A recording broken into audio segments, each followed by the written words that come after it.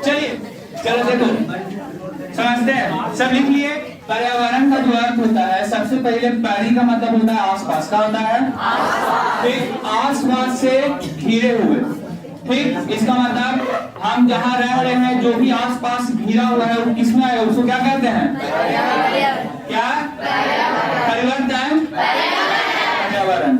यह आवरण जो हमें चारों ओर से घेरे हुए है या हमारे चारों ओर का वह वातावरण या परिवेश जिसमें हम रहते हैं क्या कहलाता है। जैसे में आप लोग गांव में रह रहे होंगे, है ना, जहाँ पास आप रहते हैं अगल बगल घर होगा, है ना, तो बोलते हैं कि वो गांव हुआ, ठीक। गांव में आप लोग रहते हैं या कहीं भी, अभी आप यहाँ पढ़ रहे हैं तो पढ़ाई वाला एक तरह समझिए कि पर्यावरण है ना। वो बात अलग है कि तुम लोग पढ़ नहीं रहे हो, मतलब है वातावरण वैसा है पढ़ने वाला। आगे आगे जो है कोचिंग में है, वाह। एक है इकोसिस्टम। इकोसिस्टम होता क्या है समझो। इकोसिस्टम जो होता है वो तुम्हारा सब अबायोटिक और बायोटिक, इसका नाम सुने हो ना, सुना, हाँ, जैविक और अजैविक, ये दोनों जो होते हैं मिलकर वातावरण जो पूरा है एबायोटिक अबायोटिक दोनों मिलाकर एक इकोसिस्टम का निर्माण होता है, ठीक। यह बात हम लिख पाए हैं। सबसे पहले समझ लो कि पर्यावरण के अंतर्गत जलमंडल हाइड्रोस्फीयर, स्थलमंडल लिथोस्फीयर, वायुमंडल एटमॉस्फेयर और जीवमंडल बायोस्फीयर आते हैं। ये सब के बारे में तुम लोगों को मालूम होगा, है ना। आगे परितंत्र जो है इकोसिस्टम में आते हैं, होता क्या है, तो इकोसिस्टम जो अभी हम बताएं अजैविक और जैविक, ये दोनों जो है इसमें दोनों आते हैं इकोसिस्टम में, ठीक। आगे एक क्षेत्र के सभी जीव व अजैविक घटक मिलकर एक परितंत्र का निर्माण करते हैं, इसलिए एक परितंत्र जैविक और जीवित जीव में अगर और अजैविक अगर बात करें तो तापमान, वर्षा, वायु और मृदा। सबसे पहले समझो कि ये सब जो है टेम्परेचर है ना, ये जो है एक ही जैसा हमेशा रह सकता है, कभी नहीं, बदलते रहता है, ठीक।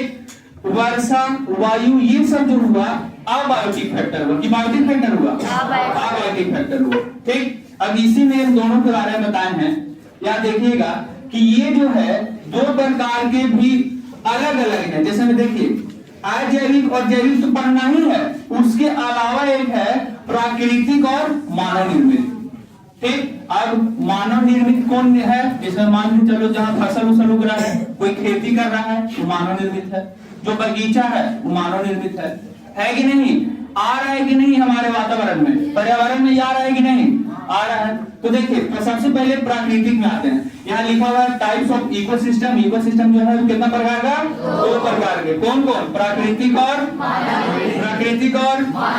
चलिए प्राकृतिक परितंत्र जो प्रकृति में विद्यमान है प्राकृतिक परितंत्र कहलाता है। जैसे में जंगल, सागर, झील, ये सब आपने बनाए हैं नहीं ना, कोई नहीं बना सकता है। जंगल भी है, वहाँ बहुत सारा पेड़ होता है, अलग अलग जंगली जानवर वहाँ मौजूद होते हैं, है ना। झील जो हो गया, झील, समुद्र जो हो गया, ये सब प्राकृतिक है, ठीक है, क्या है, प्राकृतिक। अब आते हैं यहाँ पास मानव निर्मित। मानव निर्मित जो इंसान बनाया है ना, जैसे में खेत, जलाशय, बगीचा, ठीक है। तो बगीचा जो है, गार्डन, ये सब देखे होंगे जो बनता है, ठीक है, कोई कभी स्कूल के पास, कॉलेज के पास, ये अलग से वो पार्क बना हुआ रहता है, ठीक। तो ये सब जलाशय ये भी जो है मानव निर्मित है। तालाब जो है मानव निर्मित है कि प्राकृतिक, मानव निर्मित है ना। तो ये सब आपके इसके अंतर्गत आते हैं, परितंत्र मतलब किसके अंदर, इकोसिस्टम के अंदर। समझ में आया बात, ये दोनों। अब देखिए अब इसके जो घटक हैं अजैविक और जैविक, ये दोनों के बारे में पढ़ते हैं। आगे अजैविक में आते हैं अबायोटिक कंपोनेंट्स। प्राकृतिक के वे घटक जिनमें जीवन नहीं है किंतु जीवन का आधार प्रदान करती है। जैसे में जो सब बात लिखा हुआ था तापमान, है ना, जैसे में यहाँ पास देखो हवा, पानी, मच्छरदानी, भूमि, प्रकाश और तापमान, ये सब का होना बहुत जरूरी है। मच्छरदानी बोले हमको सही में हाँ मान रहा है कहा। तो देखो हवा, पानी जो है ये सब बहुत जरूरी है हम लोग के लिए। अगर मान के चलो कि 1 मिनट के लिए हवा ना होगा तो सब स्विच ऑफ हो जाएंगे। चार्जर लेके घूमेगा। पानी भी है, पानी हमारे लिए बहुत जरूरी है ना। पानी स्टोर करके भी रखना चाहिए, इसको ज्यादा से ज्यादा बचत करो। देखो सबसे ज्यादा बर्बाद जो है ना पानी इंसान लोग करता है मेरे अनुसार। देखो मदनपुर का उदाहरण लेते हैं, इतना दूर का। अभी जब गर्मी आने वाला है तो उस समय मदनपुर में 50% ऐसा घर होता है जिसके टंकी में पानी नहीं चढ़ता है। एकदम ये एक्यूरेट बात है, उसमें से मेरा घर भी एक है। बस हाँ, नीतीश कुमार से बात कर लेंगे। यहाँ पास जो है इसमें क्या होता है, अभी ठंड के टाइम पे, बरसात के टाइम पे पानी तो चढ़ जाता है। मदनपुर के सबसे बड़ा गुण पानी ना हो गई ज्यादा, होता है कि नहीं? होता है ज्यादा, एकदम थोड़ा सा भीगेगा, बाजार किचकिच, बस बारिश होगी, हाँ अगला दिन सूख जाएगा। तो ऐसा बारिश होता है। लेकिन पानी जो है इसको सबसे ज्यादा हमको लगता है कि बचा कर रखना चाहिए। इसे तो सब जरूरी है ना। पानी किस लिए, देखो अभी हम रियलिटी बात बता रहे हैं कि कोई भी चीज जो है पता चलता है कि जब आपके पास वो मौजूद ना हो। जैसे मान के चलो अभी सबके घर मोटर वाला पानी टंकी में चढ़ रहा होगा, है ना। अब अभी हाथ को धोना होगा या नहाना धोना होगा तो पट से झरना चालू करके पहले ही से उधर कुछ काम कर रहे हैं, झरना चालू है, ऐसा होता होगा। बेसिन चालू करके ब्रश कर रहे हैं, ब्रश में धोने में तुरंत ना है, अभी ब्रश से कर रहे होते हैं, बेसिन चालू है ना। मम्मी बोल देगी चलो थोड़ा सा ऊपर वाला पक्का धो देते हैं, पाइप लगाए, ठीक है, तो झाड़ू से कचरा ना हटा के पाइपों के चाप के प्रेशर से हटाते हैं, कहते हैं ना। और जब यही गर्मियों में अगर हो जाए तो एक ही जग जो पानी है उसमें बरसों के रहता है, मुंह धोबे है ना। ऐसा होता है ना, होता वैसा महत्व तुम लोग जब तुम लोग के घर में कमी होगा ना तब पता चलेगा पानी का कितना महत्व है। अभी हम लोग पूरा अगर आके यूज कर रहे हैं अनलिमिटेड, टंकी से पूरा ऊपर पानी गिर रहा है ना, तो अच्छा गिरे गलती ठीक हो जाती, ऐसा हो रहा है। लेकिन गर्मी में भरता तक ना है, नीचे खाली पानी आता है, समझ आ रहा है। तो जो भी है हवा, अब हवा भी है, हवा तुम लोग भी जो ओजोन लेयर का नाम सुने हो, ओजोन जो हम लोग को बचा के रख रहा है अल्ट्रावायलेट रेडिएशन आने से, ये भी तुम लोग बचा सकते हो।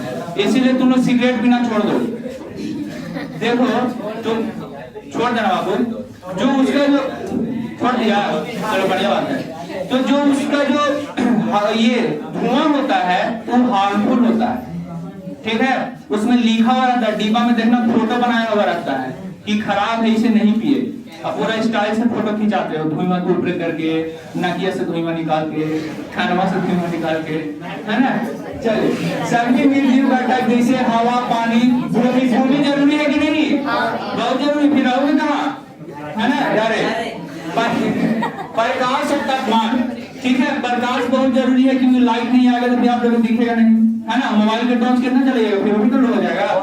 आगे तापमान, टेम्परेचर, इसका बहुत जरूरी है। तो देखो यहाँ बस एक चीज लिखा हुआ है, जिनमें जीवन नहीं है, इन लोगों में जीवन नहीं है, लेकिन इनके बिना हम लोग जीवन भी संभव नहीं। समझा रहा है? अगर ये सब नहीं रहे तो कोई पता चलेगा नहीं, ऐसे तुम लोग करिए। आगे जैविक घटक में बायोटिक कंपोनेंट्स आते हैं, प्रकृति की वे घटक जिनमें जीवन है और इसमें जीवन नहीं है, लेकिन इसके बिना हम लोग फिर जीवन रूप नहीं है, ठीक है। हम लोग का आधार है, इसमें जीवन नहीं है, इसमें क्या है, बायोटिक में जीवन है। जैसे पशु पक्षी, जंतु, पेड़ पौधे, सूक्ष्म जीव, ये सब जीवित है ना। ये लोग का भी अपना अपना जीवन है ना, तुम लोग का भी अपना अपना जीवन है ना, है ना। यहाँ पढ़ाई कर रहे हो, घर जाके फिर कुछ और काम करोगे, है ना। पढ़ाई, आगे सभी सजीव घटक, समझो सभी सजीव घटक जैसे पौधे, जानवर, सूक्ष्म जीव, फफूंदी आदि मिलकर जैविक घटक बनाते हैं। यही वाला बात ऊपर वाला बात लिखा हुआ है, ये सब मिलकर क्या बना रहे हैं, जैविक घटक, ठीक। आगे आहार के आधार पर जैविक घटकों को उत्पादक, उपभोक्ता, अपघटक में बांटा गया। देखो ये 3 भाग में बांटा गया है, ठीक है। अब एक है आपका उत्पादक, एक दूसरा है उपभोक्ता और अपघटक। ये तीनों शायद है डिफिनेशन, तीनों देखो आगे आते हैं। याद अब हो गया है, जो नहीं लिखे वो लिख लेना, ठीक है। आगे देखिए, अब प्रोड्यूसर, इसका मतलब कि उत्पादक। देखिए क्या है, सभी हरे पौधे एवं नील हरित शैवाल जिन्हें प्रकाश संश्लेषण की क्षमता होती है, इसी वर्ग में आते हैं तथा उत्पादक कहलाते हैं। प्रकाश संश्लेषण सुना नाम लग रहा है ना? वैसी प्रक्रियाएं जिसमें मनुष्य अपना भोजन स्वयं की जगह बनाता है। पेड़ पौधे उसको क्या बोलते हैं? प्रकाश संश्लेषण के द्वारा हो रहा है। तो जो प्रोड्यूसर जो होता है, ठीक है, फिल्म वाला प्रोड्यूसर नहीं है ना, साइंस में आओ, सभी हरे पौधे और नीलहरित शैवाल जिनमें क्या प्रकाश संश्लेषण की क्षमता होती है। ठीक, अब हम इसमें बहुत सारा लेवल पढ़ेंगे, उसमें पढ़ेंगे प्रोड्यूसर, कंज्यूमर, टॉप कंज्यूमर, ठीक है, एक दूसरे से कैसे फूड चेन जो है कैसे बांटा गया, ठीक है।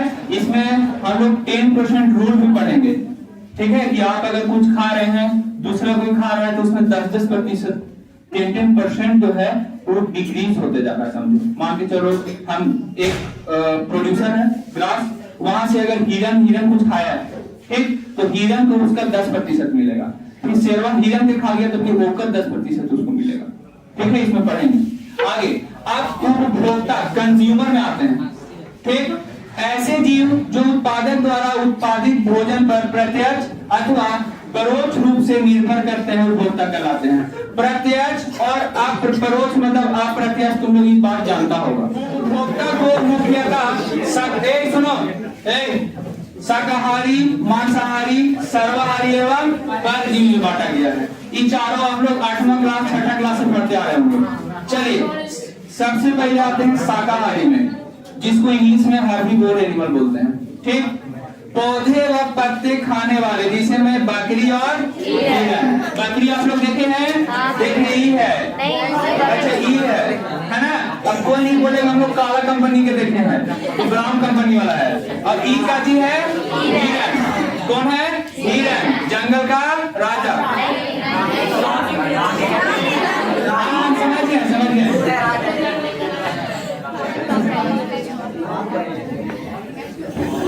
चलिए देखिए, अब मांसाहारी में आते हैं। मांसाहारी मतलब सिर्फ मांस खाने वाला, ठीक है। जैसे में शेर और मगरमच्छ। मगरमच्छ को आप लोग जानते हैं कि नहीं? देखे हो तो मगरमच्छ, चलो अपना अपना शेर और मगरमच्छ। अब आइए ओमनीवोर्स, सर्वाहारी मतलब जो हम लोग हैं, ठीक है, हम सब खाते हैं। पौधे और मांस दोनों खाने वालों को क्या बोलते हैं? सर्वाहारी। जैसे में कौवा और मनुष्य, यहाँ मनुष्य कर लेना, ठीक है। यह अपना नाम फिर दूसरा का नाम, फिर अपना नाम, फिर दूसरा का नाम, फिर अपना नाम और दूसरा का नाम अपने से बैठा लेना, जैसे कौवा और मनुष्य, ठीक। आगे परजीवी आते हैं। कौन है? परजीवी, दूसरे जीव के शरीर में रहने व भोजन लेने वाले, जैसे में जू का मतलब समझ है ना, हम लोग माथा में मौजूद होता है। हाँ, ढील है, देख लीजिए, ठीक है, कथी है? ढील है, इसको जूम करके दिखाए हैं। जूम है, देखो इतना बड़ा है, ऐसे करके दादी निकाल के इसी पट से फोड़ती होगी, है ना। और कभी बैठा होगा कहीं तब भी निकाल के इसे फोड़ देती होगी, वही है। आगे अब जीवाणु जो कि मरे हुए जीव और पौधे से जटिल पदार्थों को किसमें बदल देते हैं? सरल पदार्थ में। किसमें? सरल। जटिल पदार्थ को किसमें? सरल पदार्थ में। इस प्रकार हम घटक स्रोतों की भरपाई में मदद करते हैं। इसके आगे लिखे हैं आप लोग?